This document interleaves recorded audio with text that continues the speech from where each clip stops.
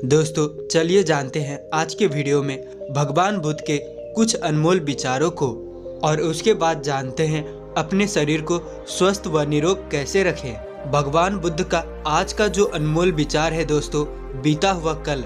उसके बाद हम जानेंगे अपने शरीर को स्वस्थ व निरोग कैसे बनाएं। आज हम आप लोगों को दोस्तों एक ऐसे डाइट के बारे में बताएंगे जो कि बहुत ही सस्ता है, बहुत ही सस्ता, मात्र 5 रुपए या 10 रुपए लागत आएगी। और उसे रोज अगर 1 गिलास दूध में आप डाल के पीते हैं तो आपके शरीर में ऐसा करते हैं तो कोई भी बीमारी नहीं होगी। उसके साथ साथ आपके शरीर में कहीं पे भी दर्द है, चाहे जोड़ों का दर्द, घुटनों का दर्द, शरीर में और कहीं दर्द, कमर का दर्द, सब कुछ छू मंतर हो जाएगा। और इसका दोस्तों कोई साइड इफेक्ट भी नहीं है। इसे आप पूरे जीवन भर अपना सकते हैं। तो चलिए दोस्तों सुनते हैं भगवान महात्मा बुद्ध का वो अनमोल विचार। मगर उससे पहले आप इस वीडियो को लाइक और शेयर जरूर कर देना, और साथ ही चैनल पर नए हैं तो चैनल को सब्सक्राइब भी जरूर कर लेना। तो एक बार भ्रमण करते हुए भगवान महात्मा बुद्ध एक गांव में पहुंचे। वहां पर उनका प्रवचन सुनने के लिए लोगों का भीड़ लग गया। लोग ध्यान मग्न होकर उनका वचन सुन रहे थे। भगवान बुद्ध उन्हें लगनशीलता, सहनशीलता और क्षमाशीलता का उपदेश दे रहे थे। वे बोले, क्रोध अग्नि है, ऐसी अग्नि है वो न केवल दूसरों को जलाएगी बल्कि स्वयं को भी जलाकर राख कर देगी। इसीलिए क्रोध को त्याग कर क्षमाशील और सहनशील बनो। प्रवचन सुनने वाले में एक क्रोधी व्यक्ति ही बैठा था। भगवान बुद्ध की वचन सुनकर उसका क्रोध और भी बढ़ने लगा। वह उठ खड़ा हुआ और कर्कश शब्द में बोला, इतना पाखंडी भिक्षुक मैंने आज तक नहीं देखा। अपने स्वार्थ सिद्धि के लिए तुम गांव में भ्रामक बातें फैला रहे हो। तुम्हें लज्जा नहीं आती है?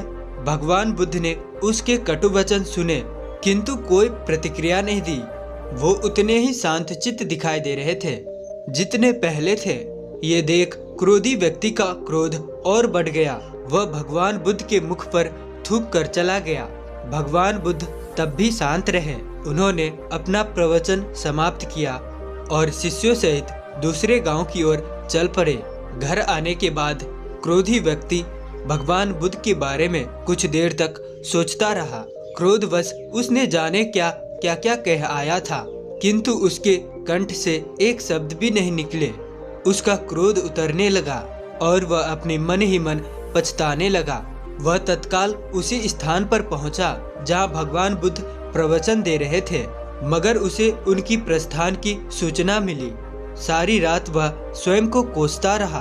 अगले दिन वह गांव वालों से पूछकर वह भागा भागा पड़ोसी गांव में पहुंचा जहां भगवान बुद्ध प्रवचन दे रहे थे। उसने भगवान बुद्ध के चरण पकड़ लिए और रोते हुए उनसे क्षमा याचना करने लगा। बुद्ध ने विस्मय सिर से देखते हुए पूछा, कौन हो तुम? क्यों मेरे पैरों पर गिरकर क्षमा याचना कर रहे हो? उठ जाओ भंते, उठ जाओ। उस व्यक्ति को भगवान बुद्ध के मुख पर परिचय की कोई भाव नहीं दिखाई दिया। आप मुझको पहचान नहीं रहे? मैं वही क्रोधी व्यक्ति हूँ जिसने कल आपके साथ दुर्व्यवहार किया था। मैं वही क्रोधी व्यक्ति हूँ जिसने कल आपके मुख पर थूका था। मैं आपसे क्षमा मांगने आया हूँ, कृपया मुझे आप क्षमा कर दीजिए। भगवान बुद्ध ने शांति भाव से कहा, भंते, जिस कल की तुम बात कर रहे हो वह कल बीत चुका है। मैं उस कल की सारी घटनाएं और सारी बातें छोड़कर आगे बढ़ चुका हूँ। अब मैं वर्तमान में हूँ। तुम क्यों उस कल में ठहरे हुए हो? तुमने कल जो किया उसका पश्चाताप तुम कर चुके हो। तुम्हारा हृदय शुद्ध हो चुका है। अब उन बातों को वहीं छोड़कर वर्तमान में आ जाओ और अच्छे कर्म करते हुए अपना वर्तमान सुधारो। क्यों बीते हुए बातें स्मरण कर अपना वर्तमान नष्ट कर रहे हो? अपना ये कीमती समय व्यर्थ कर रहे हो। उठो, जागो और वर्तमान में जियो और अपने लक्ष्य की ओर दौड़ पड़ो। अपने लक्ष्य को पूरा करो, अपने सपनों को पूरा करो, अपने बच्चों को सपने को पूरा करो। व्यर्थ में समय को मत गवाओ। बुद्ध की बातें सुनकर उस व्यक्ति की नेत्रों से आंसू की धारा बहने लगी। उनका नमन करते हुए बोला, गुरुवर, अब मैं क्रोध और ईर्ष्या को त्याग कर जीवन में प्रेम और करुणा को समावेश करूंगा। अपने कर्मों से जीवन को बेहतर बनाऊंगा। ताकि जीवन में किसी बात का पश्चाताप ना हो। तो दोस्तों, इस कहानी से हमें क्या सीख मिलती है? तो प्राय हम अपने जीवन में की गई त्रुटियों को हृदय में रखकर सारा जीवन उसे ग्लानि रूपी बोझ को ढोते रहते हैं और पछतावे की आग में जलते रहते हैं। जो त्रुटि हो चुके हैं उसे सुधारा नहीं जा सकता है, इसीलिए उन्हें पुनः न दोहराने के संकल्प के साथ हमें जीवन में आगे बढ़ते रहना चाहिए। जो बीत चुका है उस पर हमारा कोई नियंत्रण नहीं है, वर्तमान ही हमारे नियंत्रण में है। तो क्यों ना अच्छे कर्मों से अपना वर्तमान बेहतर करें, क्यों ना हम अपने अच्छे सोच से अपना जीवन उज्जवल बनाएं। दोस्तों, इसी तरह से हमारा शरीर भी है। इस शरीर में हम छोटी छोटी दिनचर्या में गलतियां करते हैं। यही छोटी छोटी गलतियां हमारे शरीर को बीमार बना देती है, हमारे शरीर को रोगी बना देती है। लेकिन हमारे समझ में नहीं आता, हमको लगता है कि इससे क्या फर्क पड़ता है। बहुत फर्क पड़ता है दोस्तों, बहुत फर्क पड़ता है। आप खाना खा रहे हैं, खाना खाते वक्त लोग चिल्ला चिल्ला कर कह रहे हैं, 101 विद्वान कह रहे हैं, एक से एक साइंटिस्ट कह रहे हैं कि भैया खाना खाते समय पानी मत पियो। लेकिन लोगों को कोई फर्क नहीं पड़ता है। वो कहते हैं कि इससे क्या फर्क पड़ता है। दोस्तों, इससे बहुत फर्क पड़ता है। जैसे ही आपकी खाना पेट में जाता है वैसे ही वो एसिड बनना शुरू हो जाता है। एसिड तुरंत उस खाने के ऊपर अटैक करती है उसे पचाने के लिए। और जैसे ही आपने आधा खाना खाया, आधा पेट खाना खाया, ऊपर से एक गिलास आधा गिलास पानी पी लेते हैं, तो वो जो एसिड बन रहा था वो एसिड बनना बंद हो जाता है। जिस तरह आपने गैस चूल्हा जलाया और उस पर खाना पकने के लिए रख दिया, और जैसे ही आपकी गैस पर पानी पड़ेगा वो गैस बुझ जाएगा, खाना कैसे पकेगा। उसी तरह दोस्तों, हमारा ये पेट है, अग्नाशय है, जिसे जठरा अग्नि हम कहते हैं। वहाँ से अग्नि प्रज्वलित होती है उस खाने को पचाने के लिए, उस खाने को जलाने के लिए। और आप पानी पी लेते हो, वो अग्नि बुझ जाती है, वो एसिड बनना बंद हो जाते हैं। आपका खाना वैसे पड़ा का पड़ा रहता है, वो खाना पचता नहीं है, वो खाना सड़ जाता है। और कुछ लोग जब पूरा खाना खा लेते हैं उसके बाद एक मोटा गिलास पानी पी लेते हैं, तो दोस्तों वो सर्वनाश हो गया। जो कुछ आपने खाया उसके पोषक तत्व आपके शरीर में नहीं लगेंगे, उसके प्रोटीन्स विटामिन्स आपके शरीर में नहीं लगेंगे।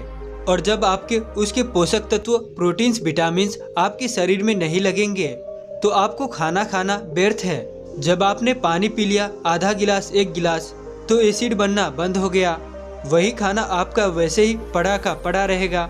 तो खाना पचने के बजाय वो खाना आंतों में सड़ने लगता है। अगर आप पानी नहीं पीते हैं, ये खाना खाने के 1.5 घंटे तक ये आपके शरीर में एसिड बनते हैं। 1.5 घंटे में ही वो उस खाने को पचा देते हैं। आपको 2 से 2.5 घंटे में पुनः भूख लग जाती है। लेकिन जब आप पानी पी लेते हैं तो यही खाना आपको पचाने में 5 से 6 घंटे लगता है, और वो खाना पचता नहीं है, सड़ जाता है। और जब वो खाना सड़ जाता है तो आपके शरीर में 1000 बीमारियां उत्पन्न करती है। गैस, कब्ज, एसिडिटी, अपच, पेटों का फूलना, कॉन्स्टिपेशन आदि जैसे बहुत इसी प्रकार के बीमारियां होती है। एक पेट ही तो है जो आपके शरीर को निरोगी रखता है। जब यही बीमार रहेगा तो आपका शरीर तो हमेशा बीमार रहेगा।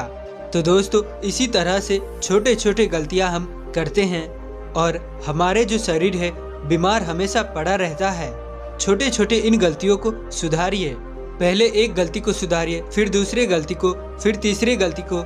इसी तरह एक एक करके सारे गलतियों को अपने जीवन से बाहर फेंक दीजिए। आपका शरीर इसके बाद लिखित ले लीजिए, कभी बीमार नहीं पड़ेगा, एक टैबलेट की भी जरूरत नहीं पड़ेगी, ना तो आपका शरीर कभी बूढ़ा पड़ेगा। तो दोस्तों, आपको पूरा जिंदगी एक टैबलेट भी नहीं जरूरत पड़ेगी। आपको यदि विश्वास नहीं है तो सिर्फ 1 महीने कर लो, सिर्फ 1 महीने आप अपने मन को कंट्रोल करके, आप अपने सबकॉन्शियस माइंड को कंट्रोल करके 1 महीना ये जो मैं आपको बता रहा हूँ इसे पालन करके देखिए। 1 महीने के बाद देखना आप दोस्तों, आपके शरीर में देखना किस तरह से बदलाव आ जाता है। आपकी शरीर की कायाकल्प हो जाएगी। आपके शरीर में कोई रोग दोष है तो दोस्तों खत्म हो जाएगा और कभी कोई बीमारी नहीं होगी। तो दोस्तों, आपको सबसे पहले क्या करना है, आपको प्राकृतिक नियमों का पालन करना है। खाना खाने का नियम, पानी पीने का नियम आपको पालन करना होगा। आपको निरोगी रहना है। योगा, प्राणायाम, मेडिटेशन, एक्सरसाइज नियमित रूप से आपको करना होगा। सुबह 5 बजे आपको उठना है हर हालत में। ये 5 बजे से 7 बजे ये 2 घंटे का समय अपने शरीर की रक्षा के लिए दे दो। इस 2 घंटे में योगा, मेडिटेशन, मॉर्निंग वॉक सूर्य की धूप में बिताइए, प्रकृति में बिताइए। इस सूर्य की धूप में विटामिन डी और कैल्शियम प्रचुर मात्रा में पाया जाता है, जो आपके शरीर को सारे रोगों को मिटाकर आपको निरोगी बना देता है। ये सूर्य की धूप आपके शरीर में से रोगों को दूर भगा देगा और निरोगी बना देगा आपके शरीर को। कोई रोग नहीं होगा आपके शरीर में, जो भी रोग होंगे तुरंत भग जाएंगे। इतनी शक्ति होती है सूर्य की धूप में दोस्तों। तो 5 बजे से 2 बजे के समय आपके ये अपना समय है, प्राकृतिक के समय है, आपको बिताना है। परिवार के साथ मत बिताइए, दोस्तों के साथ मत बिताइए, सिर्फ प्रकृति के साथ ये 2 घंटे बिताइए और खुद के साथ बिताइए। जिसने ये 2 घंटे का समय प्रकृति के साथ बिता दिया, प्रकृति उसे वरदान में एक ऐसा उपहार देती है जो आपका शरीर अमर हो जाएगा। 2 घंटे आप जरूर प्रकृति में दीजिए। जैसे 5 बजे उठना, 3 से 4 गिलास गुनगुना पानी जम के पीना, बैठकर उसे सिप कर पिए, जिससे शरीर जो है आपका डिटॉक्स हो जाएगी। तो दोस्तों, इन नियमों का पालन कीजिए और चिंता मुक्त जीवन व्यतीत करिए। जैसे आपको बताया गया है उपदेश में, चिंता मत करिए, आप अकेले आए हैं, अकेले जाएंगे, बस एक कर्म करते रहिए, कभी भी गलत कर्म मत करना, इतना नोट कर लीजिए। आपको अच्छे कर्म करना है, कभी किसी का बुरा मत सोचना, नहीं तो आपके अंदर 2 माइंड होता है, एक चेतन मन और एक अवचेतन मन, जिसे हम कॉन्शियस माइंड और सबकॉन्शियस माइंड कहते हैं। कभी भी आप अपने सबकॉन्शियस माइंड को नेगेटिव वर्ड मत देना, कभी भी नेगेटिव थिंकिंग मत सोचना। अपने माइंड को पॉजिटिव हमेशा रखना और पॉजिटिव ही सोचना, क्योंकि ये कुछ नहीं जानता, जो आप सोचते हो उसको ये पूरा करता है। अगर आप आज कह दो कि मैं आज से 5 साल बाद मैं इस गांव का अमीर आदमी बनूंगा, आज एक कागज पर लिख दीजिए और उस कागज को कहीं एक ऐसे स्थान पर रख दीजिए, वो आपको पूरा करके देगा दोस्तों। इसका कमाल देखना दोस्तों, आज के 5 साल बाद मैं दुनिया का या अपने गांव का या अपने मित्रों में से जो भी आपको लगता है कि मैं सबसे बड़ा आदमी बनूंगा और मैं उस समय अपने सपनों को पूरा करूंगा। जो भी आपका सपना है उसे लिख दो, 5 साल के अंदर में मैं पूरा करूंगा। तो आपका जो सबकॉन्शियस माइंड है और उस लिखे हुए वर्ड को अपने घर की दीवार पे ऐसे स्थान पे लगाना जहां आप घर में घुसते ही उस पे आपका नजर चला जाए। उठते बैठते आपको वो कागज दिखना चाहिए, लिखा हुआ सपना आपको दिखना चाहिए कि आपकी यही सपना है।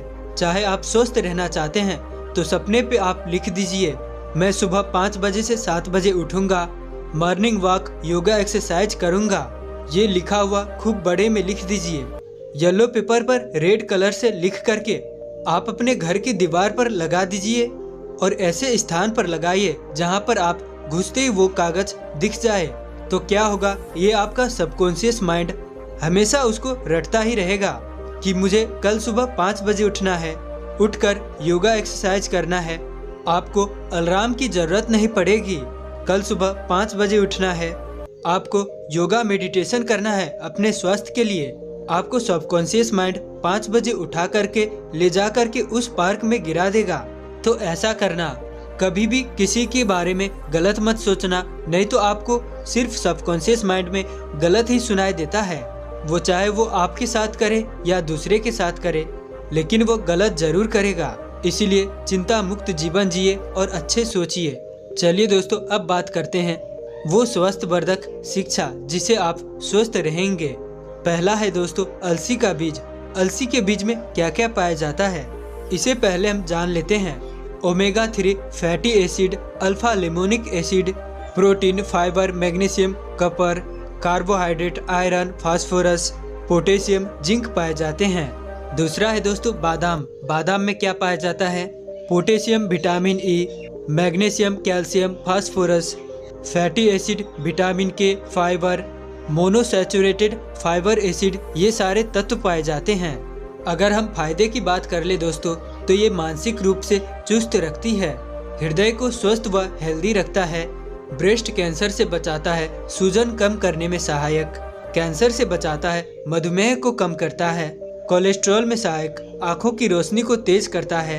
एंटीऑक्सीडेंट का प्रमुख स्रोत है। शरीर में ऊर्जा बढ़ाता है, पाचन को मजबूत बनाता है, हड्डियों को मजबूत बनाता है, पोषक तत्वों का खजाना है। त्वचा के लिए लाभकारी है, बालों को स्वस्थ व निरोग रखता है। अगला है दोस्तों कद्दू का बीज। कद्दू के बीज में क्या क्या पाया जाता है आप जान लीजिए। इसके भी फायदे दोस्तों बहुत सारे हैं। इसमें भी दोस्तों बहुत सारे तत्व पाए जाते हैं। Calorie, protein, carbohydrate, iron, fibre, sodium, folate, vitamin C, E के जैसे पोषक तत्व प्रचुर मात्रा में पाए जाते हैं। Antioxidant, zinc, fibre, folic acid, magnesium और कैल्शियम जैसे पोषक तत्व पाए जाते हैं। ये सारे तत्व इसमें पाए जाते हैं। अब हम आगे बात करते हैं दोस्तों अखरोट के बारे में। अखरोट में क्या क्या पाया जाता है दोस्तों। Omega 3 fatty acid, iron, phosphorus, copper, protein, calcium, magnesium, lithium, carbohydrate, dietary fibre, ऊर्जा व अन्य सारे तत्व। अब हम इसके फायदे के बारे में जान ले। बालों को काला व मजबूत बनाए, एंटी एजिंग, पित्त की पथरी दूर करने में सहायक, पेट को स्वस्थ रखता है, एंटीऑक्सीडेंट का प्रमुख स्रोत है।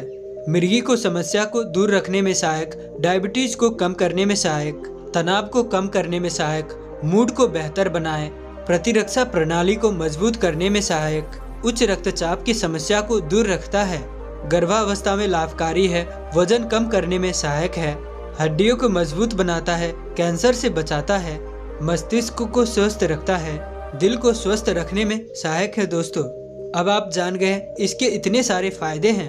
अब हम जान लेते हैं दोस्तों अश्वगंधा के बारे में। अश्वगंधा क्या है, इसमें क्या क्या पाया जाता है और उसके क्या क्या पोषक तत्व हैं। दोस्तों इसके तत्वों में पाए जाते हैं protein, calcium, vitamin, iron, anti inflammatory, antibacterial, antioxidant, liver tonic व अन्य पोषक तत्व पाए जाते हैं। अब हम दोस्तों इसके फायदे के अगर बात करें तो कोलेस्ट्रॉल को कम करने में सहायक, नींद अच्छी लाता है, तनाव को कम करे, यौन क्षमता बढ़ाने में सहायक, कैंसर के जोखिम को कम करने में सहायक, डायबिटीज में मददगार, इम्यूनिटी सिस्टम को बूस्ट करता है, स्ट्रॉन्ग बनाता है, थायराइड रोग से बचाता है, आंखों की बीमारी से बचाता है, अर्थराइड की रोग में सहायक, मांसपेशियों को मजबूत बनाए, संक्रामक रोग से बचाता है, हृदय रोग से बचाता है, वजन कम करने में सहायक है, शरीर की सूजन को कम करे, घाव भरने में सहायक है, कार्टिसोल की स्तर को कम करने में सहायक है, बालों को घना व काला बनाता है, डैंड्रफ को दूर करता है, समय से पहले बालों को झड़ने से बचाता है। तो इसके इतने फायदे हैं दोस्तों। अब हम जान लेते हैं हरी इलायची के फायदे के बारे में। पहले जानते हैं इसमें क्या क्या पाया जाता है। हरी इलायची में carbohydrate, dietary fibre, potassium, magnesium, iron, phosphorus, antioxidant, sodium, zinc, copper, vitamin C, riboflavin, thiamine, vitamin 6 जैसे पोषक तत्व पाए जाते हैं। अब दोस्तों हम इसके फायदे की अगर बात करें तो पाचन तंत्र को स्वस्थ रखे, हृदय को स्वस्थ रखने में सहायक, एंजाइटी की समस्या से राहत दिलाए, डायबिटीज को नियंत्रित करे, ब्लड प्रेशर को नियंत्रित करता है, हिचकी को रोकने में सहायक है, तुतलापन को दूर करता है, भूख को बढ़ाता है, संक्रमण से बचाव करता है, कैंसर की जोखिम को कम करे, याददाश्त बढ़ाए, शरीर को डिटॉक्स करने में सहायक है, त्वचा के लिए लाभकारी है, बालों को स्वस्थ व काला करे, जुकाम व खांसी से राहत दिलाए, रक्तचाप नियंत्रित करता है, माउथ फ्रेशनर का काम करता है, मुख को सफा रखता है, मुंह में स्वस्थ व गमक देता है, उल्टी की समस्या से राहत दिलाए, कोलेस्ट्रॉल कम करती है, सांस की समस्या से बचाता है, रोग प्रतिरोधक क्षमता बढ़ाता है, वजन को घटाने में मददगार, साथ साथ कब्ज की समस्या को भी दूर करता है। अब दोस्तों आप जान गए इतने सारे फायदे हैं और इसमें इतने सारे पोषक तत्व पाए जाते हैं। अब हम बात कर लेते हैं दोस्तों सतावर में। सतावर में क्या पाया जाता है दोस्तों। इसमें आयरन, कैल्शियम, विटामिन ई, सी, के, एंटीऑक्सीडेंट, एंटीबायोटिक, एंटी इंफ्लेमेटरी। अब दोस्तों इसके फायदे के बारे में बात कर ले।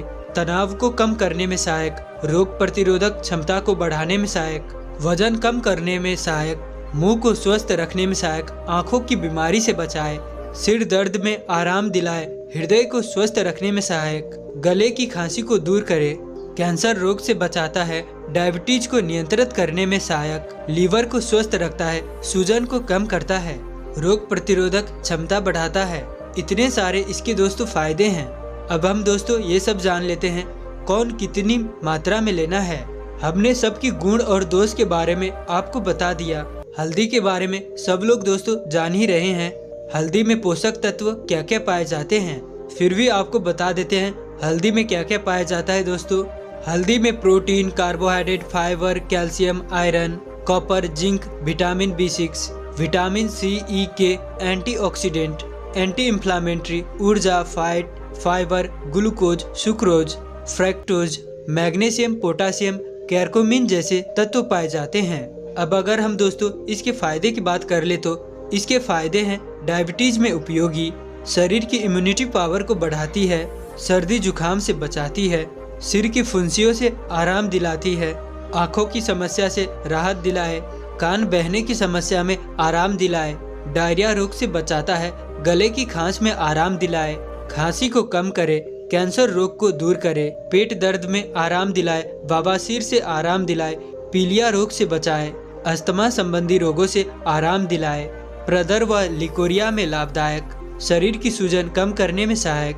कुष्ठ रोग में सहायक, दांत खाद खुजली को दूर करे, चर्म रोग को ठीक करने में सहायक, बालों को झड़ने में कम करे, मुहासे को ठीक करे, घाव को ठीक करने में सहायक, मुंह के छालों को साफ रखने में सहायक। दोस्तों इसी तरह से इसके बहुत सारे अन्य फायदे भी हैं। अब हम दोस्तों जान लेते हैं इसे हमें कैसे उपयोग करना है, किस ढंग से। आपको बादाम लेना है 50 ग्राम, मखाना लेना है 50 ग्राम, काजू लेना है 50 ग्राम, अखरोट लेना है 50 ग्राम, अश्वगंधा लेना है 50 ग्राम, हरी इलायची लेना है 10 ग्राम, सतावर लेना है 50 ग्राम, कद्दू का बीज लेना है 50 ग्राम। ये सारी चीजें आप दोस्तों मार्केट से ले लीजिए। इसमें जो आपका अश्वगंधा और सतावर है और कद्दू का बीज, ये जो जड़ी बूटी की दुकान होता है वहाँ मिलेगा, या आपको पंसारी की दुकान से मिल जाएगा। बाकी आपको जो ड्राई फ्रूट्स है ये तो ड्राई फ्रूट या किराने की दुकान में आपको मिल जाएगा।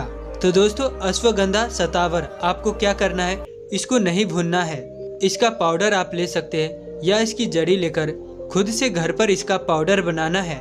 बादाम, मखाना, काजू, अखरोट, हरी इलायची और कद्दू का बीज, इसको हल्का सा रोस्टेड करना है, धीमी आंच पर इसको भून लेना है। इसमें जो सीलम है उसको खत्म कर देना है और इसकी स्वाद भी बढ़ जाएगा, और जब आप इसे लंबे समय तक रखेंगे तो खराब भी नहीं होगा। ये सारी चीजें आपको स्लो आंच में भूनकर इसका पाउडर बना लेना है। अब सारी चीजें सतावर, अश्वगंधा, सारे पाउडर को एक में मिला देना है। अब इस पाउडर को कांच के बोतल में रखना है जिसमें हवा प्रवेश ना करे, वहाँ पे सुरक्षित रहेगा। अब आपको कितना कितना लेना है, 2-2 चम्मच दोस्तों खाना खाने के बाद, 2 चम्मच सुबह, 2 चम्मच शाम, खाना खाने के 1 घंटे के बाद दूध के साथ लेना है। किसके साथ दोस्तों, दूध के साथ लीजिए, आपका शरीर एकदम स्वस्थ हो जाएगा, शरीर निरोगी होगा, शरीर को जो तत्व चाहिए होगी, प्रोटीन्स, विटामिन्स, ये इसमें मिल जाएगा, उसकी पूर्ति हो जाएगी, आपका शरीर कभी बीमार नहीं पड़ेगा। और एक चीज जान लीजिए, इसको सभी लोग ले सकते हैं, चाहे आपको ब्लड शुगर हो, ब्लड प्रेशर हो, कोई भी बीमारी हो, तब भी आप इसे खा सकते हैं। इसकी कोई साइड इफेक्ट नहीं है, बल्कि हर एक बीमारी को ठीक करने में मदद ही करेगा। और अगर आपका शरीर नहीं बीमार है तो कभी भविष्य में बीमार नहीं होगा। लेकिन जैसे कि हमने बताया कि सारे नियम को आपको पालन करना होगा, तभी कोई दवा काम करती है। जब हम अपने शरीर को फुर्तीला बनाते हैं, योगा, एक्सरसाइज, मेडिटेशन करते हैं, सभी चीजों को मेंटेनेंस करते हैं, तो दोस्तों इस तरह से आप अपने शरीर को मेंटेनेंस करिए। तो आपको दोस्तों रात को क्या लेना है, 1 गिलास दूध, 1 गिलास दूध लेना है, उसमें आधे चम्मच आपको हल्दी डालना है और आधी चम्मच आपको दालचीनी का पाउडर डालना है। दालचीनी का पाउडर और हल्दी को डालकर उबाल दे।